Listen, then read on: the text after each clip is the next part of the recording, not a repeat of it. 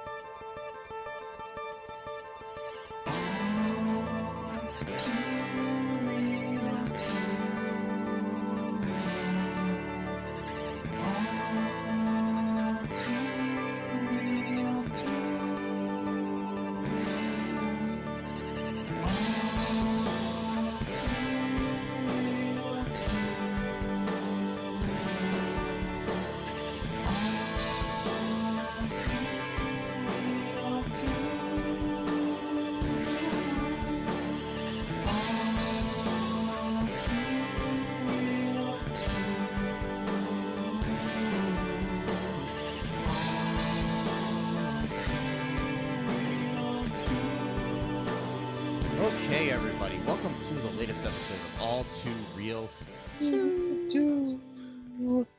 My name is Michael E. Cullen II, and with me, as always, via the interwebs this time, is Matthew, computer guy. No, Matthew Computer Haas. So you are a computer. Yeah. Computer. So Yeah.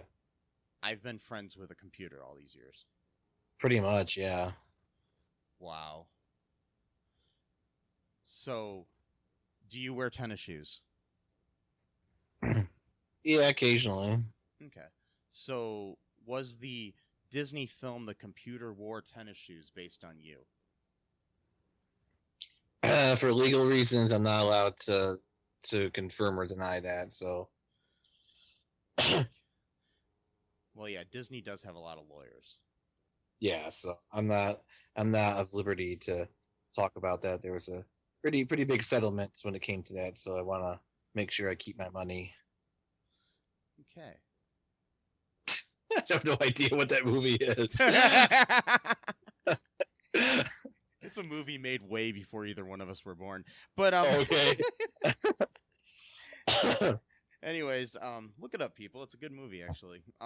If I remember correctly, I haven't seen it in like 30 years. But so today on the show, we are doing our second part on cancel culture. We did an episode primarily focusing on J.K. Rowling last time, and this time we're going to focus on it a little bit more in general, maybe a little bit on Miss Rowling as well. But basically, to start out, I'm going to give a short definition of what cancel culture is. This is from the Urban Dictionary. I know it's not like a real, it's not Merriam-Webster, but it still works. Cancel culture is a social attitude that facilitates the unanimous agreement amongst multiple people that somebody is worthy of hate and slander due to controversial behaviors they have engaged in. Things like using a racial or homophobic slurs, saying the N-word, or even offensive videos or tweets by someone from several years in the past could lead to their cancellation. Basically, the original goal, it says here, behind the movement was to make people who were in a position of power feel the consequences of their actions. They didn't want their social status to shield them from the repercussions of offensive behavior.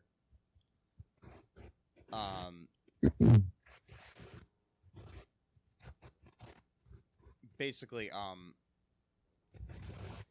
and sometimes it is used in nefarious ways to try to cancel somebody that doesn't deserve it as well. Yeah. So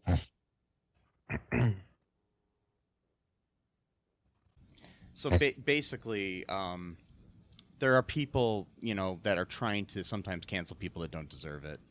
But there's also, legitimate reasons that people should be quote unquote canceled. Even though I don't like that word for some reason. I get the meaning behind it and why it's what they call this. But I mean, most of the time I think it's just, it's not as fun to say something like, people are being held accountable for the ramifications of what they've done.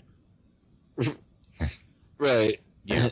Plus, too, a lot of I think the people who coined the term cancel culture are the people who are the quote victims of cancel culture. So of course they're going to have an axe to grind and describe it in the most ungraceful terms because they're the ones that are, it's kind of like the people who, coined the term social justice warrior. It's not the actual people who are called social justice warriors who call themselves that. It's the people who don't like them who call them that. You know what I mean? So yeah, it becomes a negative term.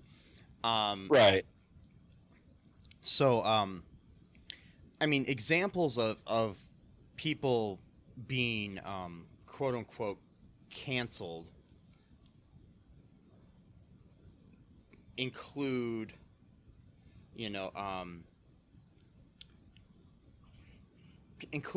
people like R. Kelly, for example. He, it's like people want to do things like boycott his music and things of that nature, because of the things that he has done, where he had allegedly, I just want to say allegedly so nobody tries to kill me. Or sue. Yeah, or sue me. Or both, who knows. He's practiced predatory behavior and supposedly pedophilia and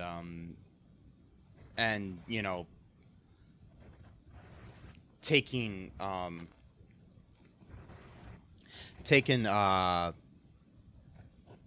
women hostage basically and stuff like that, or not hostage, but hold them. Well, what was the word I was looking for? Held them prisoner, basically. Yeah, and basically almost started like a cult. Yeah. So in something like that,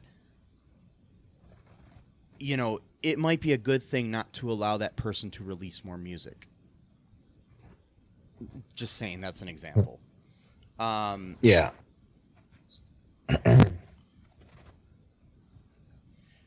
There's somebody like Ryan Adams, the singer. He had an alleged relationship with an underage woman back in 2013 who was underage. Okay, I'm not going to say underage woman because I even hate that word. A girl who was 14 years old, a child, Right. And so then certain things happened to him where he wasn't able to release music and stuff like that, which was quote unquote cancel culture. There's comedian Shane Gillis last year was announced as one of the new cast members of Saturday Night Live, and then the same afternoon of the announcement, news broke that Gillis had a history of making defamatory comments about Chinese Americans, LGBTQ people, and women during episodes of his podcast with fellow comedian Matt McCusker, called Matt and Shane's Secret Podcast. SNL decided to fire Gillis before the season even began, saying we are not aware of his we were not aware of his prior remarks that have surfaced over the past few days. The language he used is offensive, hurtful, and unacceptable. We're sorry that we did not see these clips earlier and that our vetting process was not up to our standard. Some comedians defended him, saying that he, had a right to his free speech and everything, which he does. He can say whatever the hell he wants.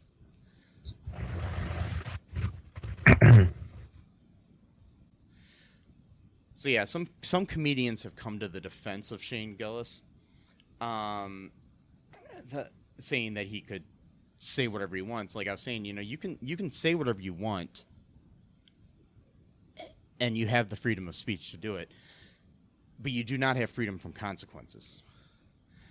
That's the main thing people do not seem to understand when they have their arguments about freedom of speech, because they're all like, oh, whatever happened to the First Amendment? The First Amendment still exists. It's just a private corporation or company like SNL or something like that can fire somebody even before they started working, because of the actions that they have done. It's like anybody can do that. I mean, you can even be censured like the president has been by Twitter and TikTok and other social media things because of lies you say or anything like that. Because the difference is Facebook or Twitter are private companies, that are allowed to create their own rules. You can't walk into a Walmart, for example, shouting the N-word and expect not to be kicked out of the store. Right. And people act like, oh, somebody is being treated badly because of stuff they said on Twitter or wherever. For example, like Roseanne saying the racist things that she said on her Twitter got her fired from the show that was named after her. The main reason for that is ABC, who produces the show, has the right to do that because they don't want to be associated with someone who is racist. And they can do that. It has nothing to do with Roseanne not having her First Amendment rights and her freedom of speech. Sure, she could say whatever the hell she wants. I don't have to agree with it. You don't have to agree with it. People can agree with it. Whatever they want to do. that's what we have as society. It's just you're not immune to consequences for the actions that you do. Right. Like I was saying last episode was, this stuff has been going on even before the internet. It's just that with the internet, you have a wider audience, for the things you say. But like I said in the last episode, if like I had a job like at like a at a car lot or something like that, and my boss happened to catch me at a diner, like saying verbally abusive things to a waitress. My boss is probably gonna fire me because I'm a bad reputation for his business. Well, nowadays, it's much easier to quote catch someone than it was like say in the 1970s. But this type of thing's been going on for a long time. It's not a new thing. Just you kind of be more careful, I guess, nowadays, and a lot of people choose not to do that. So, I mean, the difference is people will complain and say like, "Oh, we can't, we can't do the things we used to do in the 70s." Okay. Well, no, there's this thing called progress. There's this thing called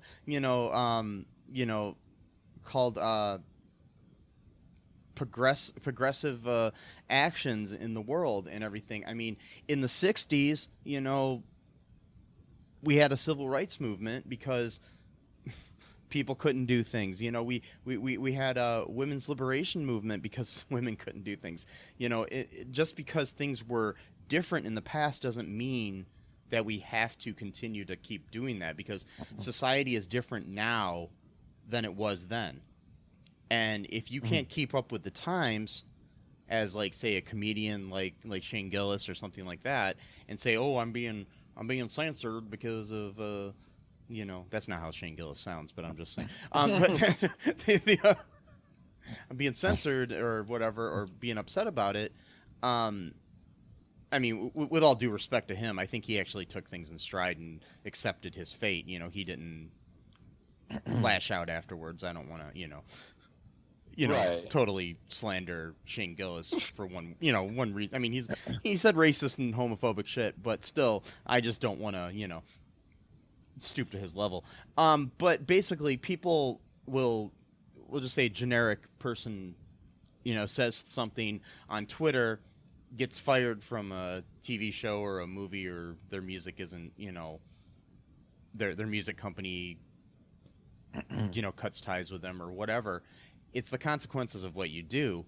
And people are like, well, in the past, this didn't happen to people. Well, in the past, a lot of things didn't happen. That's what happens with society. I mean, in the past, we didn't have the internet. In the past, we didn't have cars. In the past, we didn't have, it's just things progress in the world, and we've got to keep up with that. Like, if you're a comedian, for example, who says, "Oh, I can't say edgy or offensive things." Yeah, you can. You can say whatever you want, but you're going to have consequences for what you say. The main thing is like, people will say, well, George Carlin said this, George Carlin said that. George Carlin also said things that, said basically that you can say everything you want. But when he was talking about, he talked about somebody a contemporary at the time, Andrew Dice Clay. He said basically, he was saying something, I'm just paraphrasing here because I remember reading this quote a while ago, that basically what Andrew Dice Clay does is push down on people below him. Sometimes. Like women and minorities and things of that nature. He pushes down on them, people that are below him in society, whereas George Carlin pushed up at the government and other people like that. It wasn't. There's a difference there when it comes to that type of humor, and he was basically saying that what Dice Clay was doing was bullying, whereas it wasn't edgy humor, Mm-hmm. I don't know. So basically, and I mean, those are some of my thoughts here right now off the top of my head on cancel culture. I don't know. What do you got going on in your head there, Matt? Well, I got a lot because it's a pretty nuanced conversation, and I got a lot of different, just a lot of different interpretations and stuff. Like I was saying earlier, I think the term cancel culture depends how I feel about it depends on who's using the term and for what purpose, and I think that changes a lot of how I feel about it. So, for example, if J.K. Rowling is claiming that she's being canceled because people are criticizing the words that she says, that's not really. I mean, you've expressed some ideas into the marketplace of ideas, and other people are responding to said marketplace of ideas. So it's not. There's no canceling going on. It's functioning as it's supposed to function, i.e., as a marketplace of ideas. If she's trying to say that she wants to corner the market and not have a free market and have a sort of planned economy of ideas, well, then that's not really free speech. That's a sort of Soviet Union type of planned economy when it comes to ideas, where she wants to say what she wants to say and other people get to agree with it. That's not really free speech. Sorry. So, and also too, just if a lot of people disagree with you all at once, that does not also mean you're being canceled. It just means a lot of people happen to disagree with you. Is you're the one that decided to have a controversial opinion. Well, that's one of the consequences of having a controversial opinion, is that you're going to have a lot of people who don't agree with you. So it's really no way of getting around that. So if she's saying something like that, I don't really call that cancel culture. But like, I do think it's interesting in the sense that, and I noticed this too, just in the political environment, like in like the more extreme you go, like in right wing and left wing, is that it's almost kind of the opposite of like religion, for example. So like religion basically teaches, like, if you sinned in the past, you come to God or whatever, or not necessarily God, but it's like you come to like your spirituality, like you're forgiven for what you did in the past. Whereas, so there's not the concept of like eternal guilt, like you did bad things and you want to rectify your behavior, you want to do better, you're forgiven for those actions, and you'll still have to try to make basically right the wrongs or whatever, but it's not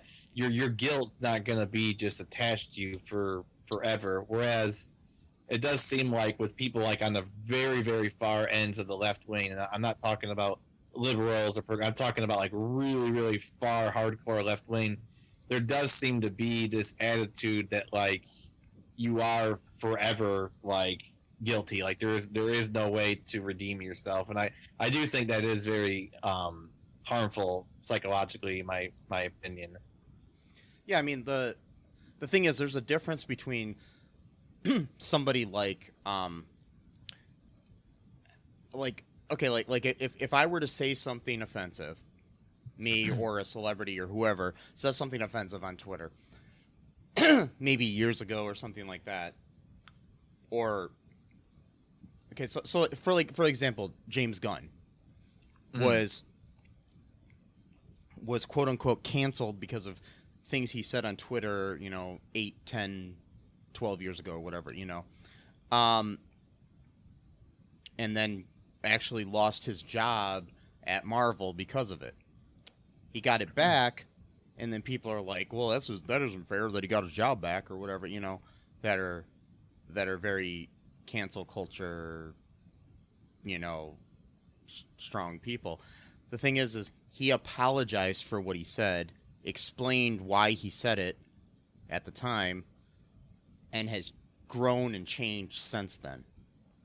Mm-hmm. Whereas, for example, Kevin Hart had said, quote unquote, I'm paraphrasing, so maybe not quote, but he basically said that he would want to kill his son if he was gay years ago on Twitter.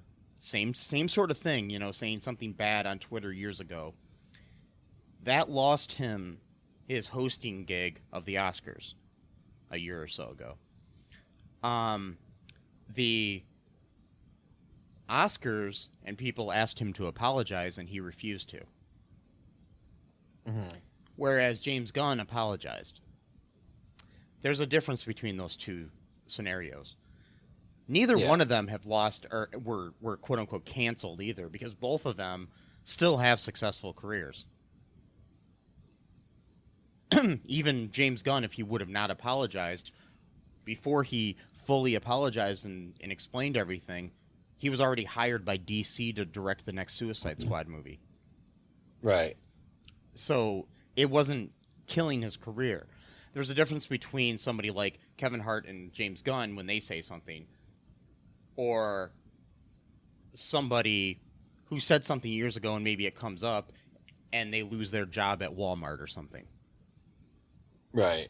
Because that can destroy somebody's life, whereas I'm assuming James Gunn and Kevin Hart have good savings accounts, and, you know. Yeah, that's a really good point. That's why I think a lot of this stuff is really interesting. I mean, it kind of reminds me of the people, you know, who defend like billionaires when like they have like maybe $5 in their savings account. It's like you're going to battle for people who already have it made. Like they're living in castles, you're living in like a hut. Like, work on yourself. People don't need defending. Like, you know. Or the people who complain and say, well, the, you know, people on welfare are taking all my money. No. The big corporations are taking all your fucking money and not paying taxes on shit, you know? The Jeff Bezos, the Jeff Bezoses of the world are taking all your money and then not paying taxes, you know? Right. And plus, too, with but then again, I belong to Amazon Prime, so whatever. Okay. Right. Well, I do too. I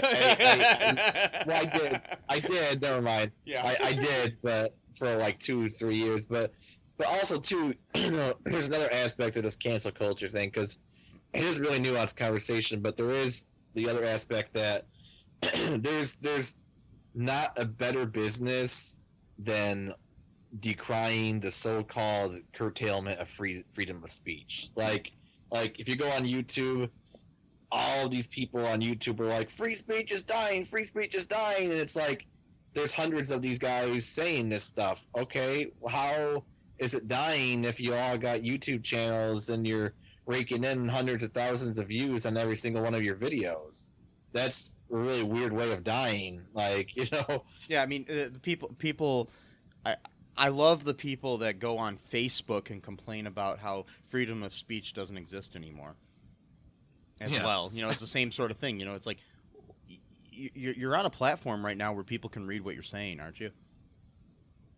If freedom of speech was gone, you would, you know, not be able to post that on Facebook. Or freedom of speech was gone, you couldn't say it in your living room. You know. Or wherever. That's what it comes down to. It's whether or not you. That's what freedom of speech really literally means. It's that the government can't, you know, censor you. Like, you know, you can't get arrested. You can't get thrown in jail. That's what freedom of speech means. It doesn't mean that you're. I mean, like one of my friends, you know, when he was you know, going to be a truck driver for a while, and you know, he decided not to do it, but he was doing it for a little bit. And you know, the company that hired him was a Mormon-owned company, and one of their policies was that you could not drink alcohol at all. Not just when you're not on the job, even on your days off, you were not allowed to drink, and that they could at any moment test you for alcohol if they wanted to. I mean, it doesn't mean that they would, but that was part of the contract, that if they wanted to, and you know. Technically, you know, they have the right to do that, which is interesting because I don't really hear very much from the cancel culture crowd that talks about stuff like that as that being the problem. Basically saying that, you know, companies literally controlling your life even outside of, you know, your working hours. They don't talk about that, but they talk about it whenever someone says really like right-wing or like offensive things, and then people react to that, then suddenly it's the worst thing in the world. So it's just very interesting of like where their priorities are, because it doesn't seem like they care. Yeah, and literally, that Mormon company has the right to do that. I mean, that's their if it's within their policy of their company. I mean, it's not curtailing anybody's rights, because that person still has the right to drink, but has consequences for it if they want to be employed at that place. Yeah. I mean, I'm not saying that that's always right, but it's just that's within the law. It's, you know, and I mean, I don't agree with it necessarily, but I'm just saying that it's if you sign up for that job and you know that, you have the right to say, well, you know, maybe I want to drink, so I probably shouldn't apply for this company. Yeah. That's the difference. I mean, it's not like they're going to be able to check all the time to make sure you didn't drink, but still, you know, yeah. But it's not going to do it all the time. Yeah. Well, it's like, I mean, there are within companies like that I've worked for, with the health insurance that the companies give you, you can get better deals on health insurance if you don't smoke. Yeah. You know, it's just basically within the laws of that company. It's not, you know, because they don't want to insure somebody that might, you know, die of lung cancer or something. It's just, you know, within the rights of that company. Do you want to take a quick break here, Matt, and then we'll come back here? Yeah, we can do that. Okay. Hey, folks, this is Michael E. Cullen II from the podcast that you're listening to right now, along with Matthew Haas. We just wanted to tell you about our great podcast called Super. It's called All Too Real. And on that show, what do we do, Matt? We watch biopics, and then we talk about whether or not the movie matched up with the real story or not. So it was a lot more exciting than that, though. Yeah. So we analyze the real story and the real story. Get it? Get it? Real. You know? Yeah, they're spelled differently, folks. You can guess which one I said which way. Uh-huh. Anyways, so sometimes we have a guest, sometimes we don't. But we talk about great movies like Shattered Glass and The Social Network and Futile and Stupid Gesture, among others.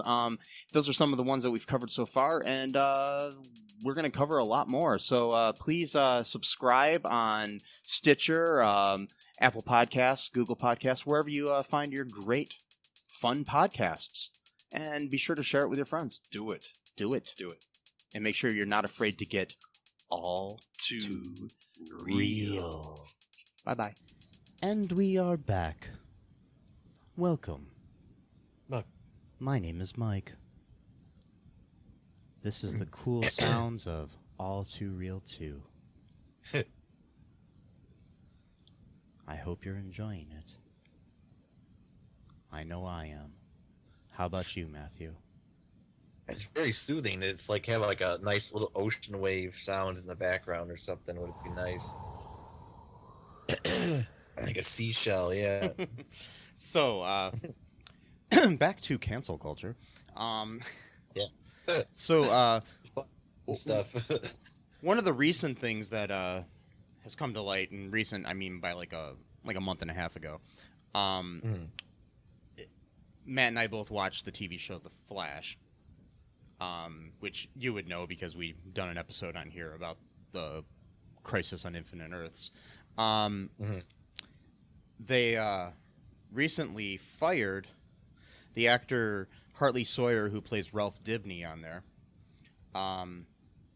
for tweets in his past.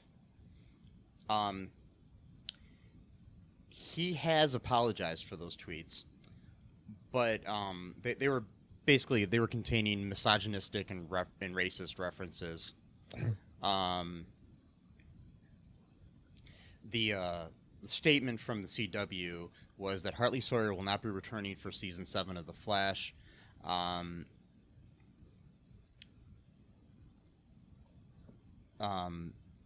Eric Wallace, the showrunner of the show, said, in regards to Mr. Sawyer's posts on social media, we do not tolerate derogatory remarks that target any race, ethnicity, national origin, gender, or sexual orientation. Such remarks are antithetical to our values and our policies, which strive to evolve to promote a safe, inclusive, and productive environment for our workforce.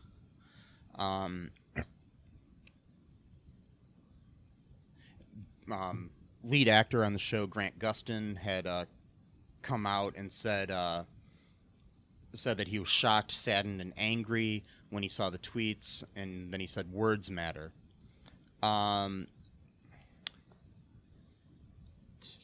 The showrunner, Eric Wallace, who I just mentioned, had also said, this morning, many of you learned that Hartley Sawyer will not be returning for Season 7 of The Flash. Concerning his social media tweets, they broke my heart and made me mad as hell. And they're indicative of a larger problem in our country, which is true. I mean, there is things like that.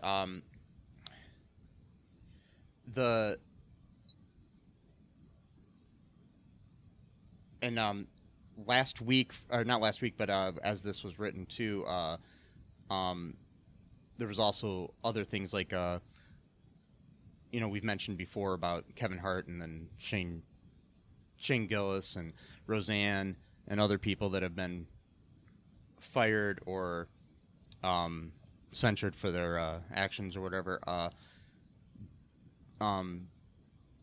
Dick Wolf, the producer of Law & Order SVU, had already fired one of the writers for the new spin-off they were making for Christopher Maloney's character.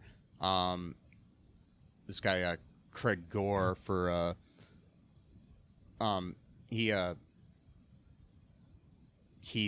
posted a photo of himself on social media holding a weapon and threatening to light up looters if they came near his property. Yeah. So basically, words and actions matter. With regards to Hartley Sawyer, he did come out and apologize, which, like I said, the difference between James Gunn and Kevin Hart is that Kevin Hart did not apologize, whereas James Gunn did. In this situation, it was kind of like hard for me to understand exactly why he apologized, and it was understandable. But the problem with it is that I've read elsewhere that there were other issues on set with Hartley Sawyer, allegedly. Okay. Yeah. So, and in my opinion, if somebody like the stars of the show all come out in support of this firing, it makes you think that there was probably something else going on the set. I mean, mind you, I'm pissed that Ralph Dibny's not going to be on the show anymore, at least not in that form. If they do decide to recast or not recast or just write the character off, whatever they do. I did like Hartley Sawyer as an actor. I do like Hartley Sawyer as an actor. I don't think it's going to completely destroy his career by any means, either. The guy, it might for a little bit, but he's apologized. Hopefully, for his sake, things get better. He realizes what he did was wrong, and his life will go on. I mean, sure, it sucks that he's not on the show anymore. It sucks that he lost his job. But like I said, in my main issue with the whole thing, though, too, is I guess it's just now these TV shows need to do a lot more better vetting for their actors before they hire them. Yeah. Before they hire them, and then us fans get attached to these people. Because that was something that they should have noticed or looked into before hiring Hartley, I mean, it's not hard. I mean, I don't know. 'Cause I barely use Twitter, but I'm pretty sure there's, like when you go online, you go find, like I'm pretty sure if you went on someone's page and you just typed in like, find this this word, and then it just will find like any of the tweets that feature that word. I mean, it's not difficult. I'm sure there's software that'll do that too. But I mean, the thing is it might not come up too if you don't use those certain words. You can still say something offensive without using certain words. But still, I mean, even if somebody's posting thousands of posts, and I'm not saying that, I guess, you know, they need to start hiring people or having interns on their staff, maybe comb social media before they hire somebody. Yeah. And I mean, if nothing else, if they want to have them comb the social media and they come across something and they want to address it with the actor, and the actor can delete the posts, unlike what Hartley Sawyer didn't do. Right. That's the other thing. Is my thing is if it comes to light, because the thing is, you know, once it's on the internet, it's on the internet. It's, you know, even if you delete it, because you can always find it somehow. But the thing is like, my problem is when these people. I know that, you know, I guess you're not always thinking about stuff you posted 10 years ago or 5 years ago or 2 years ago or whatever. But if there's something in your past you might be worried about, you might want to think about it. Or, you know, if you're getting into this industry of acting or music or whatever, sports, whatever, you might want to look at your past actions and maybe, you know, delete that Facebook post, delete that, you know, TikTok video that is offensive, whatever the fuck it is, you know, that Twitter thing, just, you know, do it. To be honest, I mean, it doesn't excuse the tweets, but to be honest, when I read a lot of those tweets, especially a lot of them seemed like they were like at like 2 or 3 in the morning. They sound like he was drunk when he wrote them, which doesn't excuse them. But that could be why we may have forgot that he even did it. Like he was drunk when he went to bed, and then, you know, like. Yeah, but my thing is though too. I would, you know, it's you can police yourself too, though. I mean, you could. I've posted things that I've regretted on Facebook and then deleted them. Nothing. Yeah, me too. Nothing. It's never. You know, I just want to clarify. It's not been anything racist or homophobic or whatever. It's been usually, you know, something like where I'll post a vague post or a vague book sort of, you know, post where it's like basically something where I'm going through some depression or something, and I post something where it's basically like, you know, my life sucks, blah, blah, blah. And then I think about it later and I'm like, yeah, that's going to make people think I'm just a depressed person all the time. So I delete it later. Or if it's a news article that I find out is not really true. That's a big one. I've done that too. I delete that, you know, or a meme. Sometimes I have posted it. My issue is the people that keep those up. That's the problem, you know. You know, you tell somebody that something is wrong, and they continue to, you know, let it sit on their page. Yeah. Like, See, I'm kind of torn on the Hartley Sawyer thing, and it is partially selfish because I love Flash so much, that show, and I love that character so much, Ralph Dibny / Elongated Man, and so it is partially a sort of a not a totally objective opinion. You know, there's emotions, you know, that are involved, and I just wonder though at some time, like if there can ever be a cutoff year, like how far, like, so if someone says something 25, 30 years ago, like how far do we take it, basically, is what I'm starting to wonder sometimes, because, like, you know, I don't know, like, I just wonder sometimes about that kind of thing where it's like with J.K. Rowling, for example, she's currently doing stuff. It's not from 10, 12 years ago and she changed her mind.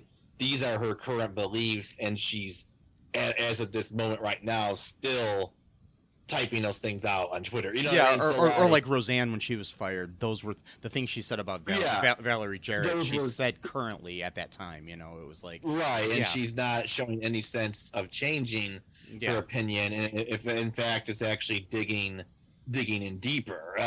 Like, you know, Roseanne, especially, she was doing that. Or the Shane Gillis SNL situation where they found these.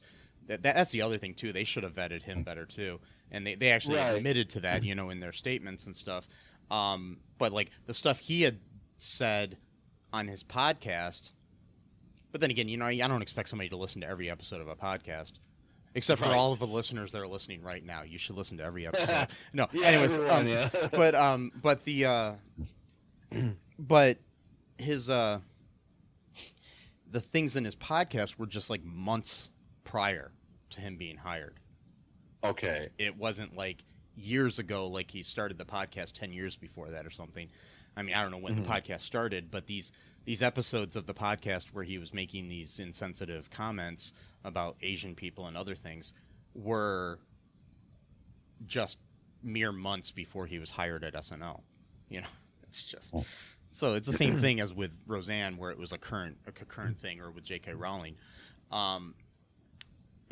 And I understand. I mean, the things with Hartley Sawyer too. I mean, I think there's more to it. That's my main thing. Is it's not come out completely, but this is just my speculation.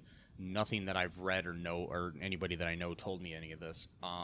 It just seems like he may have been difficult on set too. Yeah, okay, yeah, that makes sense. So, like, this could have been, like, the quote-unquote excuse. Not really excuse, but just... Or the straw that broke the camel's back sort of thing, you know? It's right. Yeah.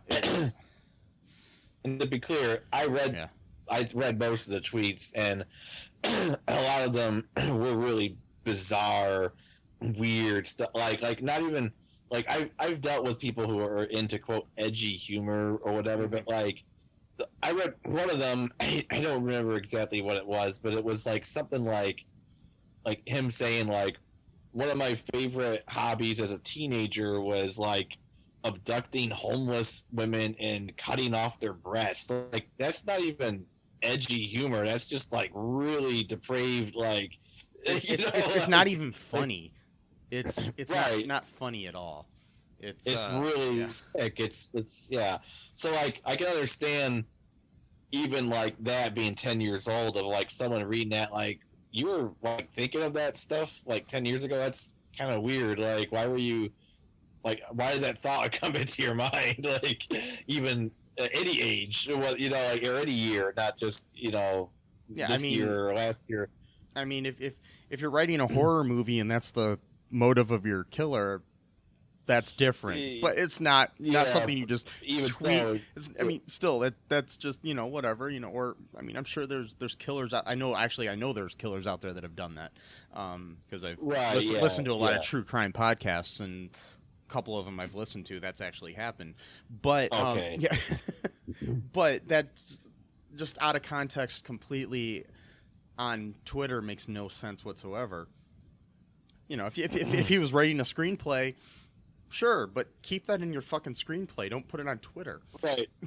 Yeah, don't put your screenplay on Twitter, but then don't let it be known that it's an actual screenplay and not just your own personal thoughts or whatever. And you see, like, the thing is, like, with stand-up comics, for example, too, a lot of them now are testing out material on Twitter. Whereas before they would test it out in the club. And so sometimes things aren't completely fleshed out, so they're not going to be funny. He's not a stand-up either, so I'm not, you know, saying that, but like, you know, somebody like a random stand-up might just post something funny that comes to their head on Twitter or Facebook and try to get the responses from it to see if it works, and then they'll add it to their routine. But that's kind of dangerous in my opinion. Well, because you don't have tone, right? Because you don't know that they're joking. Whereas, like, if you're at a nightclub or a comedy club or even a big stadium or something, and somebody is saying something, it's different. And I mean, with all due respect too, I don't think what Kevin Hart said was right at all, but who knows, maybe the tone that he would have said it in concert would have been different than what he said on Twitter. Yeah. I'm not defending him, but I'm just saying that, you know, it's not good for somebody like him or anybody else to put something out on Twitter. That's the problem with the written word.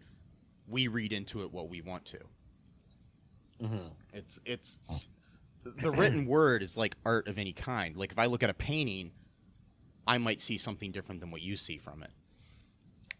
The same thing with written words. You know, there are certain things. You know, I mean, certain things are just exact. You know, like if you say something like, "I love pizza," that just means you love pizza. It doesn't mean anything else. And I'm not trying to reference Pizzagate or anything here too. Let's change that. Let's change that. I love Pop-Tarts. And yeah, like if you just say I love Pop-Tarts, that basically means you like Pop-Tarts. Yeah. But, you know, you can take something that is maybe edgy humor and it's different, you know, on the tone, but there's also the thing, like I said, with you know, this thing that George Carlin had said in the past about how, you know, you're pushing down on people is not really good humor. When you're making fun of marginalized groups, that's not really humor. You know, that's just bullying. Yeah.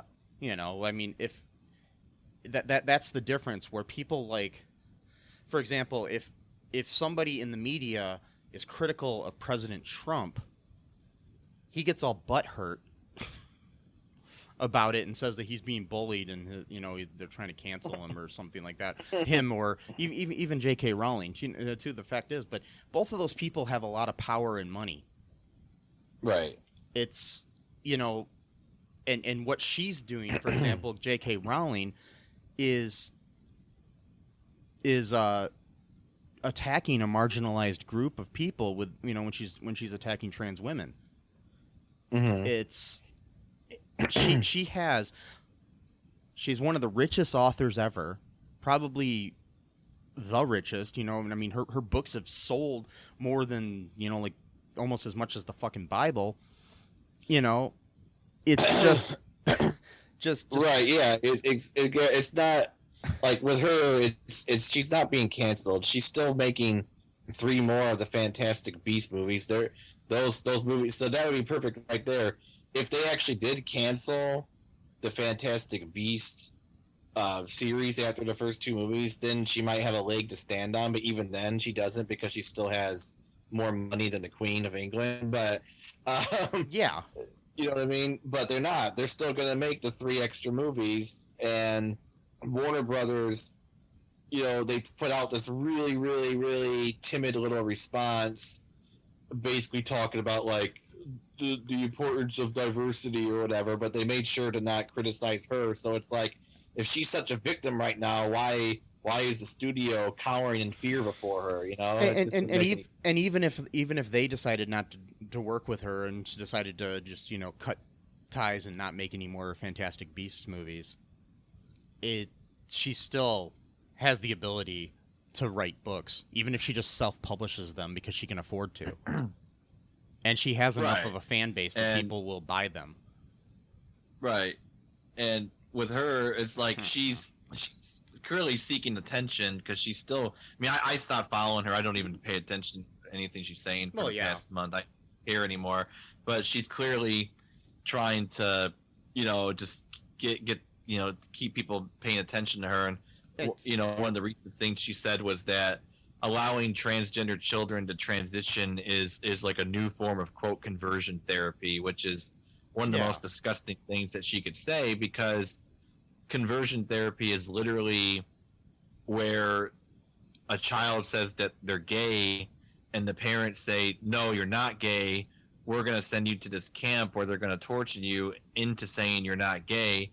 And she's saying that parents who accept their transgender children is the same thing as doing that.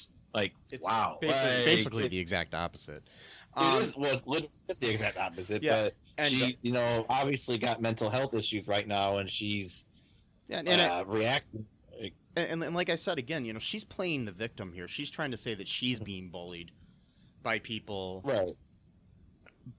The thing is like, I'm not saying that, rich and powerful people can't be bullied, but they can deal with it.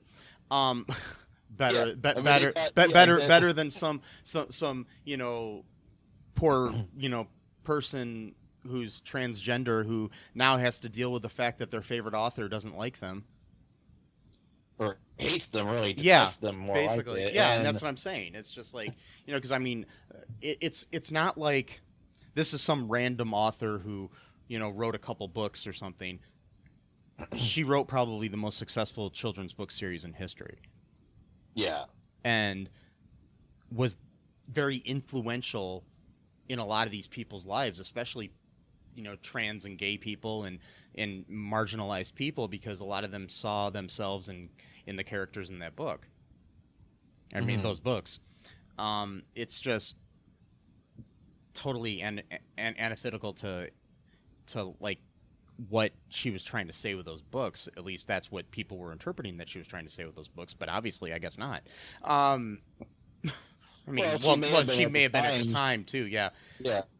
But then again, she might have been. I mean, it's just so weird when somebody is very anti one minority but very pro others. I've been I've been dealing with that with a friend of mine. And yeah, they very much agree with J.K. Rowling, and I was just sitting there flabbergasted, like, how, like, could you believe these things? Like, I mean, it's like these are people that are already like being marginalized by society, and you're just like kicking them on the ground. Like, how can you do that? It just I don't think I'll ever understand it, to be honest. No, I mean, and it's just like the whole thing is like people need to look at this, in my opinion, like they did like that famous poem or whatever it was, where they came for the Jews, and I because I wasn't Jew, I didn't, I'm paraphrasing whatever it is, but the poem I'm talking about, I do, where they they came for so and so, and they came for so and so, and I did nothing, but then they came for me. Mm-hmm. It's like you can't. It's like you either love humanity or you don't. Yeah, and you need to support people of all groups of minorities and stuff like that. I mean, you can't look at one group as being superior to another, because we're all God's creatures. If you believe in God, we're all humans. If you don't believe in God, we're all part of the same earth. Whether you think the earth is round or flat, we're still in the same earth. And I just want to, emphasize that whatever, if there's some flat earthers out there listening to our podcast, more power to you. I mean, I think you're wrong, but whatever. I'm not trying to belittle you, and I'm not going to marginalize you, whatever. It's just so, I don't know, frustrating. Do you want to take a break here, Matt? I think I need a breather here. You're good. Yeah, we're going to take a break. We'll be right back, folks. Hi, folks. This is Michael E. Cullen II from the podcast that you're listening to right now, along with manager Matthew Haas. You got promoted? Yes. Damn it. Okay, anyways, folks, do you like the show Superstore? Well, I don't know. I asked the folks and nobody's answering me. Because they're not here. Oh, but we love damn it. Yeah, we love it, though. Okay, folks, if you like it as much as we do, you're really going to like the Super Story podcast, which is a podcast where Matthew and I go episode by episode and give our little opinions and thoughts on it. Sometimes we have guests, sometimes we don't. Just depends on how we're feeling. Yeah. And, so if you like this podcast and like our little crazy banter, then you should definitely check this out. Or I might get sad. And when I get sad, it gets pretty sad. Yeah, so I can't deal with him when he's sad. Yeah, no one can really. So yeah. So check out Super Story Podcast right here where you get this podcast, Super Story Podcast. And we are back. How are you, Matthew? I'm doing good. That is good. And you're listening to the smooth sounds of All Too Real 2. where today we are talking about cancel culture. Very soothing. A soothing topic that'll just help you sleep well at night and live well. Wait, no. Okay, anyways, so there's a lot we could say about this, and we may, revisit this in the future. It's just it's deep. I have so much to say, and there's so many more examples of cancel culture, both good and bad. But the main thing the main takeaway I have here is like basically, if I don't really believe in cancel culture. I think it's basically consequence culture. If because there's a difference between somebody like a marginalized group being bullied, like we were talking about with J.K. Rowling and other people. That is just bigotry. Whereas cancel culture, when people try to play the victim for something that they did, I just don't get it. It's like there's a lot of people out there who will say things and then be like, well, what about my First Amendment rights? And, I'm allowed to say whatever I want. Yeah, you're allowed to say whatever you want. But like I've said time and time again on this podcast here, there's consequences for your actions. Just like anything else you do in life, you stab somebody, you're going to go to jail. You say something bad, people might not like it. And then there's people that are trying to call everything cancel culture, like, oh, the Washington Redskins are changing their name, that's cancel culture. Right. No, that's called progression. And the thing is, they've been petitioning them for decades now. It's not like it's been some new thing. Like they've been constantly for 10, 20 years trying to get them to change the name. It's not all of a sudden, And it's like, why are people so upset about Aunt Jemima? my syrup lady's gone. It's like I don't know. I won't be able to have this fake syrup on my pancakes anymore because it doesn't have a black lady on it anymore. Mrs. Butterworth. Sorry, I got it wrong. Yeah, Mrs. Butter. Yes, they got Miss. Yeah. And plus, she ain't really black. She's clear. I mean, Mrs. Butterworth is, yeah. But Aunt Jemima, she's that black lady on the pancake box and in the stuff. She's a nice old black lady. And no, she's a racial stereotype. The aunt, the term aunt and uncle, like on Uncle Ben, is aunt and uncle is what they would call former slaves and current slaves, so they didn't have to call them Mr. and Mrs. or Mr. and Miss, because they refused to call them that because they thought of them as lower class people or not even people sometimes. Right. And also, too, a little bit of self-deception. By calling them aunt, uncle, they could tell themselves that, oh, well, I'm a nice person. I call them aunt, uncle, therefore I'm not a racist. So it's a little bit of both, And I mean, it's the thing. Like I'm not 100% sure on this, but like a lot of African American people I know, when they refer to someone older than them, they will call them Mr. or Mrs. Like it'll be like Mr. Matt, Mr. Matthew, Mr. Mike, okay, or I've noticed that a lot, and I think that has a lot to do with the fact that they're trying to emphasize the fact that they don't want to be called aunt and uncle. Right. It's, I mean, if anybody has any information about that, I don't know for sure, but I've just noticed that a lot. And I've never thought about it until this whole Aunt Jemima thing came to light. And I read more about it, and it's just weird that was what made me think of it. Well, it is interesting, because you got the only two black, mascot's the only word I could think of for those products. Uncle and aunt, but like, for example, Mr. Clean's called Mr. Clean, not Uncle Clean. Yeah, that's true. So. and he's a I don't know. I guess he could be offensive to like pirates. I don't know, or guys. Yeah. Bald guys that wear earrings. I don't know what. Bald white guys. Yeah. You know, guys that look like Yul Brynner. I don't know what the, but it's different. I mean, and people don't seem to understand it. It's just like, and the people that are getting so, you know, they're like, oh well, Aunt Jemima was a real woman. No, she wasn't. She wasn't real. She was a caricature from a minstrel show.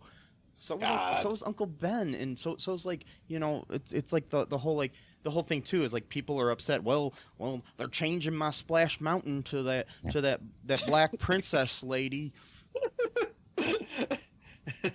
Change my Splash. Yeah, Splash Mountain comes from.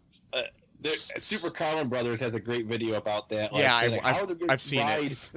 Even get made because it's like it has almost nothing to do with the actual movie itself that it came from. Like, well, actually, I know why it was made. Okay. Here's the thing. I think it was stupid that they chose. There was other movies they could have chosen at the time. Okay, so there was this. This is a little, you know, aside here, folks. Just some information that you might, you know, if you like Disney at all. Okay, so there was this ride at Disneyland called America Sings. It's not like, it was like more like a show or whatever with animatronic animals going through the history of the United States. And these characters were designed in the similar style or by the same artist who designed the characters from Song of the South. And, you know, there's no connection whatsoever to it. So that ride was closing to be replaced by something. And they had all these extra animatronics, and they needed something to do with them. And at the same time, Tony Baxter, who designed Splash Mountain, had the idea to create a log flume ride. And they basically tasked him with the task of using those animatronics in the ride.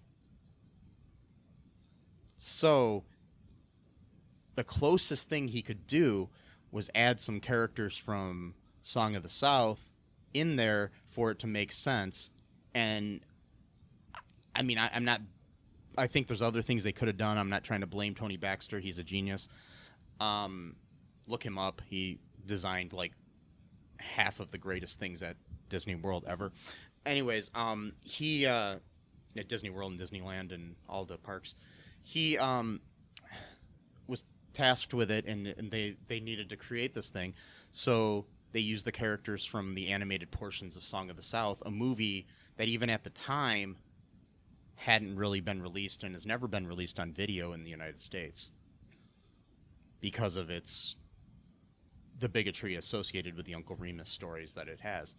But basically, he just had to use those things, and at the same time, when that was coming out, the movie Splash was coming out. So Michael Eisner, who was the head of Disney at the time, said that they should use the word splash in it somewhere. So it subconsciously was associated with the movie Splash. If Tony Baxter would have had his way, the ride would have been more about mermaids and stuff like that than what it was. But he was forced to reuse these animatronics from America Sings. So that is why they created that. My issue with it is, okay, I understand creating that ride at Disneyland because you had to reuse those animatronics at Disneyland. There was no fucking America Sings at Disney World, and they just recreated the fucking ride there. So they had to make all new animatronics for Disney World that were based on the animatronics in the Splash Mountain at the other park. So my issue with it is why didn't you just make another log flume ride based upon some other Disney property that you have? But anyways, I digress. A lot. This comes back to they're changing my Splash Mountain. Yeah. In my... And people are like, the thing is this is something they've been planning for years to retheme it to something. They've been trying to figure out what it is. But of course, people are saying, oh, they're changing it because of the Black Lives Matter, George Floyd protests and all that stuff. They designed this over a year ago. But people are just trying to not emphasize the fact that they're racist and they're upset that Princess Tiana from Princess and the Frog is going to be the main character in this new ride. Right. And I mean, the people that are upset about about her being in this ride for other reasons, I completely agree with, because people says that she should have just had her own ride that was designed specifically for her and not a retheme of this.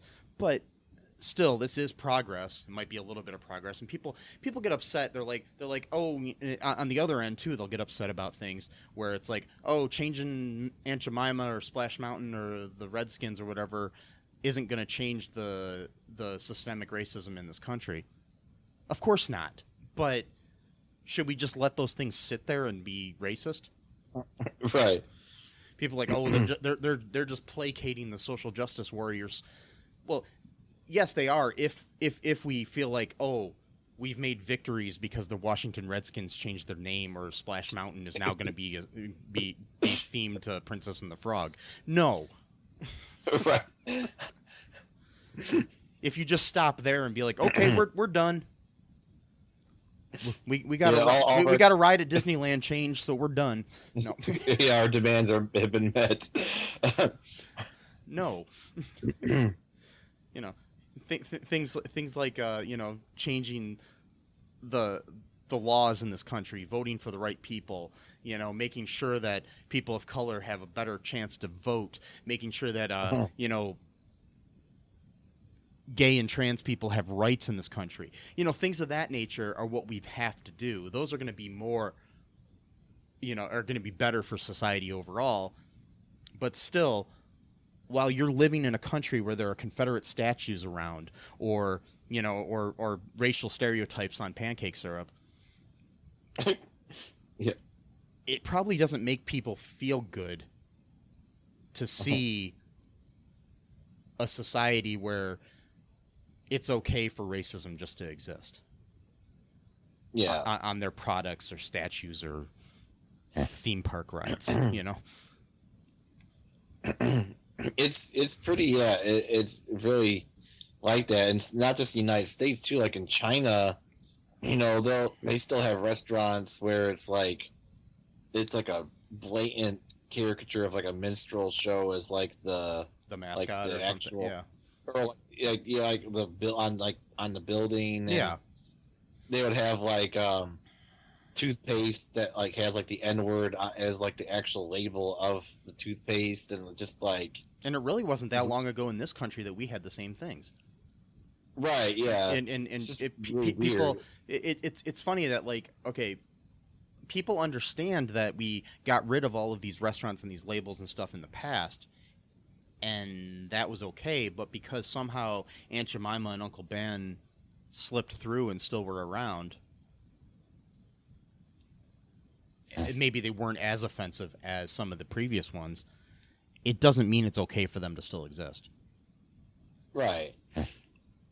That's what it comes down to, is like, another thing too I was going to say earlier, before I forget, is that like, I really hope that, white people, and, since I'm a white person, I'm allowed to talk about other white people. No, but it's this idea that just because a black person agrees with you on something doesn't mean that you should like tout that person out to be like almost like a mascot or an extension of yourself, and hide behind that person like, oh well, a black person said it, so I'm in the clear.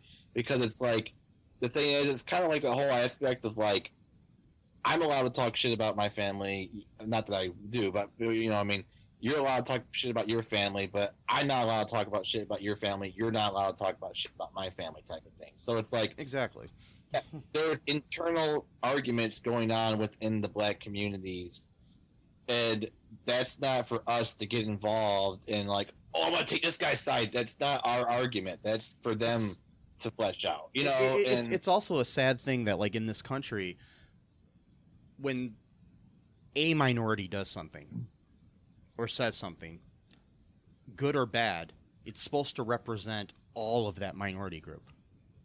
Yeah. But if I do something, it doesn't represent all of white people. Like if there's you know, like Candace Owens does not represent all of black people. There are different points of view when it comes to black people on that end. Or like the people that are saying, well, what about all the black on black crime? Yeah. Why is it that when a white person kills a white person, it's not called white on white crime? Right. It's or like, you know, when 9/11 happened, all Muslims were supposed to apologize for the actions of 9/11. Right. And it was never enough. It was, No. I mean, you could keep apologizing for ever and ever and ever. And But why should one Muslim have to apologize for the actions of another? I don't have. Right. I mean, Jeffrey Dahmer killed and ate people, and he was a white man. Do I have to apologize for him? Right. I didn't kill and eat people. Charles Manson was a cult leader, and Yeah. Timothy McVeigh, you know, blew up a building. Does that represent all of Christians? No. You know, it's just, it doesn't, you know, technically Adolf Hitler was a Christian. Does he represent all of Christianity? No. right. You know? Well, they'll say, well, he was more of a blah blah blah, but no, he still used the church to help bolster his, you know, power base and stuff. And that's the funny thing is, it seems like a lot of times with white people and Christians specifically, and I'm not trying to downplay Christians, that whenever somebody does something bad that is part of their society, no, they don't represent all of us. Right. But if a minority does something, oh, look at all those so-and-so people, they're doing that. You know, it's like, Yeah. it doesn't make sense.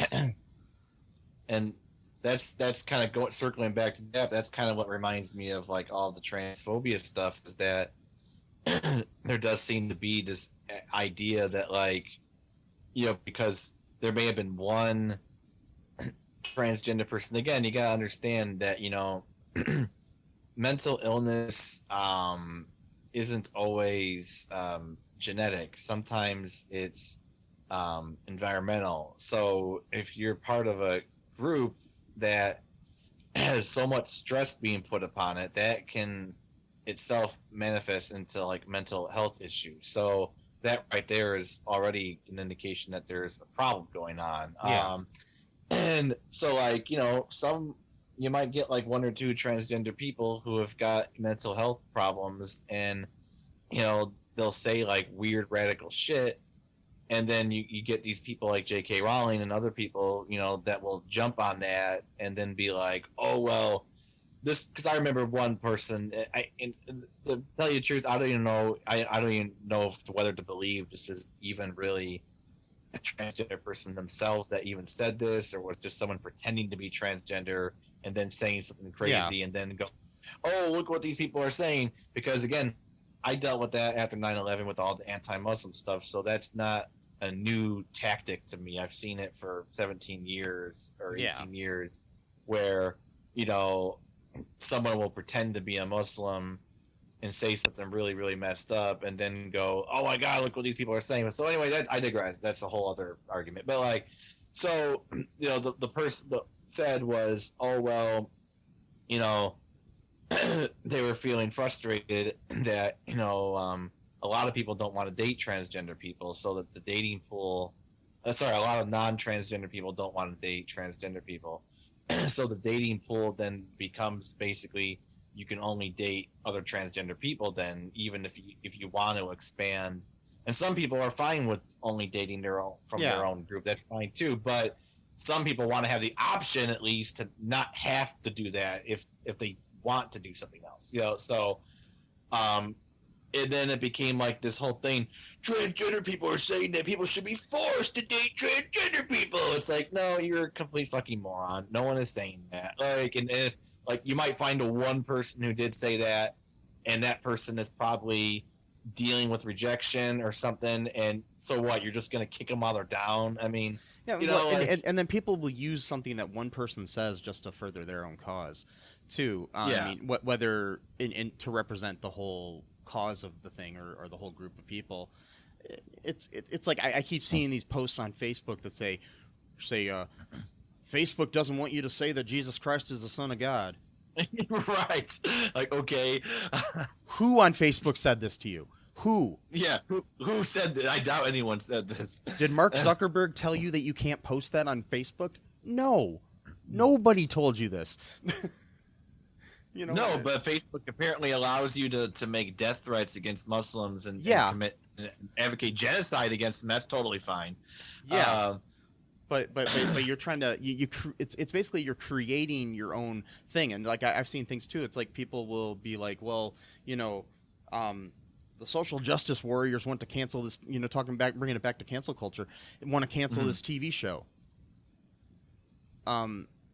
No, they don't. Maybe one guy said that he didn't like the show, so you can use that as your argument to then say that, well, you know, all of them want it canceled. No, most people probably don't even give a shit about the TV show. You know what I mean? It's like nobody cares that, you know, NCIS is on TV or whatever. You know, you're trying to make a cause for something that doesn't exist.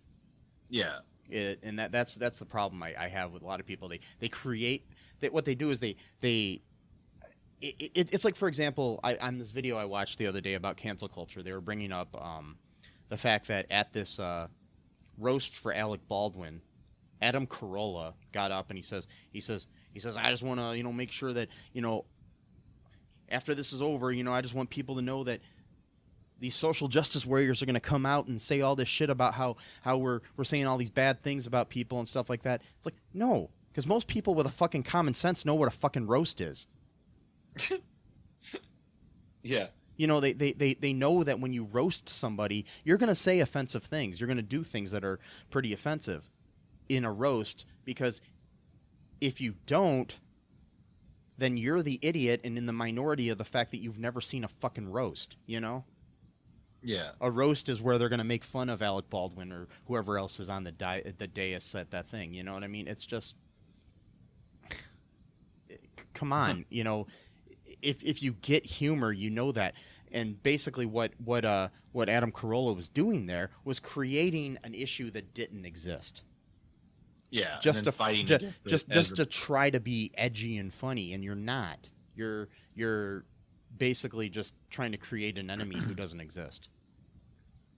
Yes, a straw man argument. Well, yeah, basically, and and that's what makes them feel like heroes. Is really what it comes down to. Is that they want to be these martyrs, and they want to be these heroes against, you know, these evil villains. And it's just like, you guys, you have a very warped sense of like importance of like what you think of yourselves. You think you're more important than you really are, basically. Like, no one, like, you're not the person that's standing in the way of like the horde, you know, or whatever. Like, it's just, I don't know. The whole thing is just sad, and we just need to realize that people are more alike than they are different in certain ways, and evil people are trying to use people to pit against each other, like, you know, trying to tear us apart and make us see that, you know, point out our when you're pushing down on people that are minorities and try to blame them for all the issues in this country or in the world, or things of that nature. It's just, you gotta sit back, realize we all bleed red, and if we don't, we're an alien, and then, you know, fuck those aliens. I'm joking. No. Wait. No. Don't take that out of context, people. No, I was just, you know, I'm just saying that, you know, and I love aliens, you know. Yeah. I like Mr. Spock is awesome. And Dr. Spock. Sorry. That's what I was wearing a Star Trek t-shirt the other day, and my dad called me Dr. Spock, and I was like, actually, on the Starship Enterprise, McCoy was the doctor and Spock was the Thing is, a lot of people still to this day, well, it's like a never-ending thing with the whole Spock thing. Like, it's like, no, Dr. Spock was child psychologist? Yeah, he was like a baby doctor. Yeah. Okay. who wrote a bunch of books and stuff in the 70s or whatever. And so, yeah. And so that's why. to this day, though, people will still. I'm like, okay, you were forgiven for the first couple of years, but we're going on like what 50 years now. Like, come on. Yeah. And it's funny too. I even explained this to my dad before, and he still did it again. Maybe he knows and he's just doing it on purpose or something. We went and watched The Wrath of Khan together and listened to William Shatner talk after it. I mean, anyways, that's a good movie. Yeah, probably the best Star Trek film out there. Anyways, that or First Contact. Anyways, so I don't know. Anything else you want to say here, Matt, before we go? This is running kind of long here. Yeah, it's getting kind of long, but just some final thoughts I would say is just that, like, I do think it's a nuanced conversation. I do think that there are times where perhaps, like, you know, I mean, like, I'm not a really big religious person, but, like, I do think that, like, one of the things religion does get right is the idea of redemption and that it's possible to be redeemed. And I do think that sometimes in, like, this new culture where, like, because basically what happens is when justice is not served for so long, there is a tendency to, like, well, we got to make up for lost time, so we're going to go scorched earth. And I understand that reaction, but at the same time, I do think that, like, if we are going to have this idea that people are literally, like, eternally irredeemable, I don't think that's a healthy belief, in my opinion. And No. so, like, I do think that, like even if you are going to, quote, cancel someone, you should at least in your mind leave that person open to be able to redeem themselves and not just basically say, like, this person is forever dead to me. Nothing they can do or say will ever be good enough. I personally don't think that's a healthy... Yeah, I mean, we all make mistakes in life. It's just owning up to those mistakes that is the difference. You know, if you're gonna, you know, stand firm on whatever you said, that's different. You know, if you're a, you know, just dyed-in-the-wool racist or whatever, then yeah, that's what you are. But it's, you know, you got to realize you have consequences for that. But if you're somebody, I mean, there are a lot of people that were at one time racist in their lives and aren't anymore, or people that, you know, thought differently about trans people or whatever. You know, you can change who you are, and we got to give people the chance to change.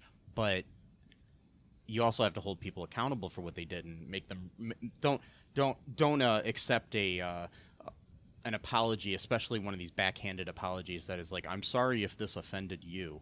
Yeah, I'm sorry you felt this way. Yeah, exactly. Yeah. And plus, forgiveness doesn't necessarily mean then that person doesn't have to right any wrongs either, depending on what they did, how severe of what they. So, for example, J.K. Rowling, you know, right now is causing a lot of harm to trans people in the world. She might not think she is, but objectively speaking, she is. I mean, just a few weeks ago, a Republican senator quoted her in his argument to basically roll back rights for not just trans people, but for gay people too, which is one of her arguments for hating trans people is that she's trying to protect gay people. Well, an anti-gay person is using her now to go against gay people. So yeah, even her they're backfiring against her so-called intentions. I mean, and in a lot of those laws, you know, that are just civil rights laws in general are intertwined for all minorities, not just the ones that you're trying to push forward. So you got to realize that, you know, if you're one of these idiots who hates one minority and not another, it's all or nothing sort of thing, you know?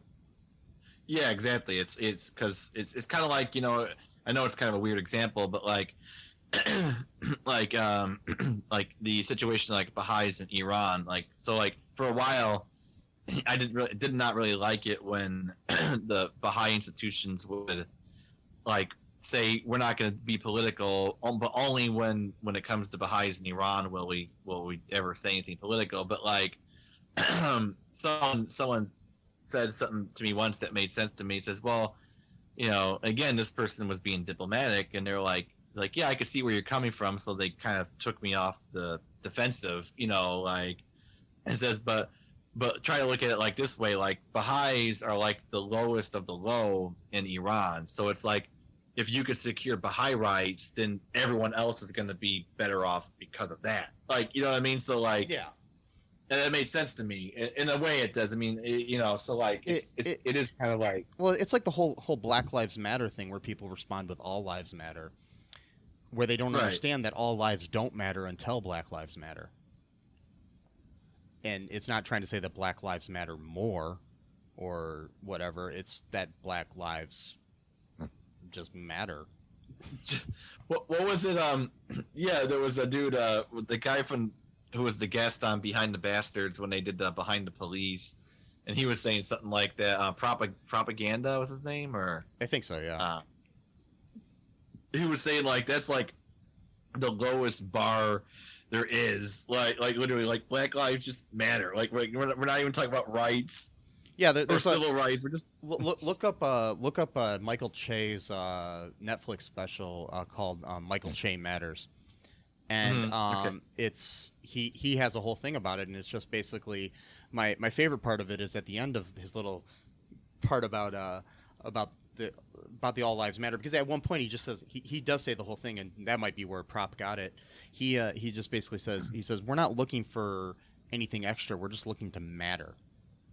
Right.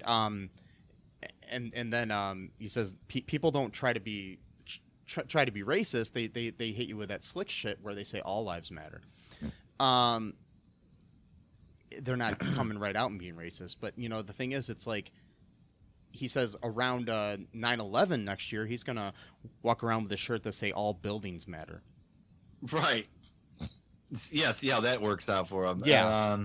Because all countries matter on 4th of July. Why are you paying attention about America? All countries matter. Yeah, because he right before that he also says something. I mean, I'm paraphrasing what he says, and just look up the special. It's a great special overall. But he says something. It's like it's basically that.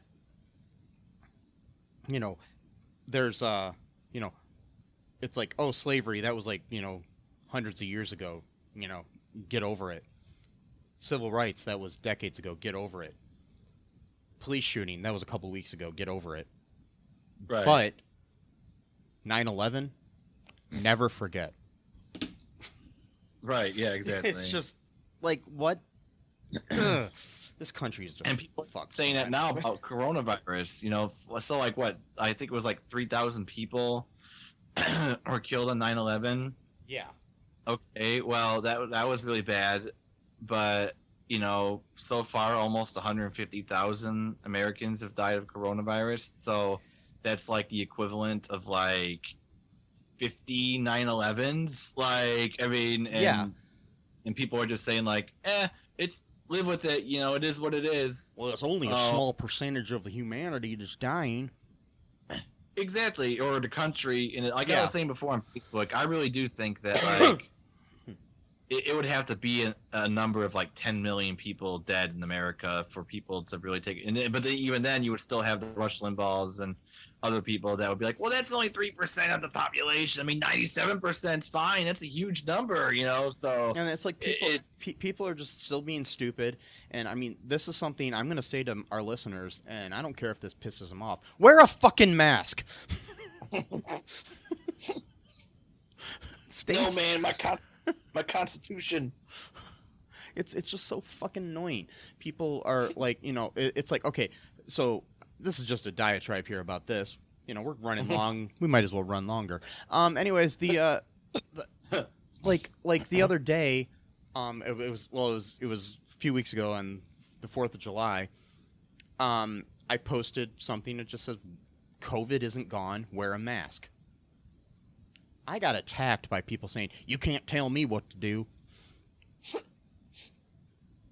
They don't even work. And all this other shit. And so I looked at my posts on my page. Right before that, a post or two before that, I said, "Hamilton is great. Everybody watch it." Or something of that nature. Yeah. Nobody attacked me for telling them to watch a musical. Right. So maybe I don't have as much power as they think I do. But, I was just saying it'd be funny if people did attack, me about the musical the way that they do about the masks. It's like, well, musicals don't work. I saw an amateur musician on YouTube tell me so. because that's basically how you sound when you tell me a mask doesn't work. Right. Because you did your own research. Because you found somebody that agreed with your fucking point of view, even though everybody else in the scientific community doesn't agree with your fucking point of view. Okay, I'm done. It's fine. You're okay, but it is interesting though because they're skeptical when it comes to actual scientists, and suddenly then they're free thinkers. But when it comes to YouTube conspiracy theorists, they believe everything else people say. So it's like, okay, so you're willing to accept blindly someone's point of view, but you're not going to accept it from experts. You're going to accept it from someone else. So it's like brainwashing is going to happen no matter what. I'm going to choose the least intelligent person to be brainwashed by, though. That's America in a nutshell. Yeah. Like, you know? But I'm the one who's a sheep. Yeah. Or a sheeple. Yeah. So I don't know. Anyways, back to cancel culture. Yeah. Cancel culture. If I could cancel COVID, I would cancel COVID. So I think we all would. Yeah. Yeah. Except for the people that don't believe it exists. Well, yeah. No, the people, it's all a hoax. Yeah, tell that to my friend's dad who died from it. But anyways, Tell it to my cousin.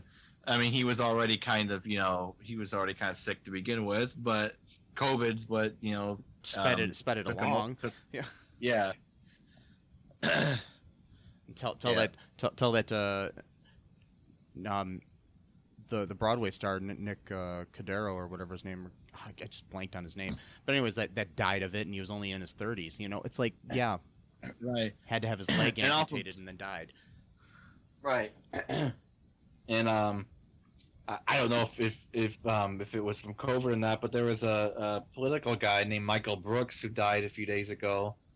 He was only 36 years old, and his family they're not saying, but he said he died of a, quote, sudden medical issue. So I'm not sure what to be, but, I'm thinking in my mind, the only thing that would be a, quote, sudden medical issue that would kill you would be something like that. Or it could be a heart attack or something, too. It could have been something, I don't know. But yeah, just like a lot of people. Just in fairness. Yeah, I know. Because then people be like, oh, well, it proves my point because they're saying that anyone who died of coronavirus. That's what makes the number so high. No, yeah. So good thought on that to get to nip that in the bud from any idiots that would say that. Yeah. Anyways, do you want to anything else you want to say here before we wrap it up? I'm pretty good on canceling the cancel culture. Yes. I think our show is now canceled. Wait, no, it's not. Yeah. Well, no. This episode is. Yeah. I'm gonna share. Speaking of COVID and other issues, I'm gonna share some links again in our show notes here for places you can donate money to help out people in these times where they need it. Both for COVID and helping people be able to get out there and vote. That have hard time getting to vote, and due to both the COVID and minority issues and things of that nature, plus some things that'll help out Black Lives Matter. If you are against Black Lives Matter and are mad at me because I'm pro it, well, fuck you. And sorry, I'm just being honest. And it's not some Marcus conspiracy theory run by George Soros or whatever. Anyways, so check out our, this on another note, if you want to keep the show on the air, check out our Patreon. Also, check out our TeePublic. You can get some cool T-shirts and stuff like that. And be sure to subscribe and review the show. That helps us out a lot. And if you're still listening to this hour and a half long episode that we recorded, I applaud you. Yeah, so totally. And we love you. Yes. Even if you're not listening right now, we still love you. But you're not going to hear that because you're not listening. They might pick up on it energetically, though. Oh, okay. I'll send it out into the ether. And, yes. But for now, bye-bye. Thanks for listening to All Too Real 2 podcast, a Cullen Park production. Produced and edited by Michael E. Cullen II. Music by Matthew Hawes. Subscribe and share the show. Visit us at cullenpark.com.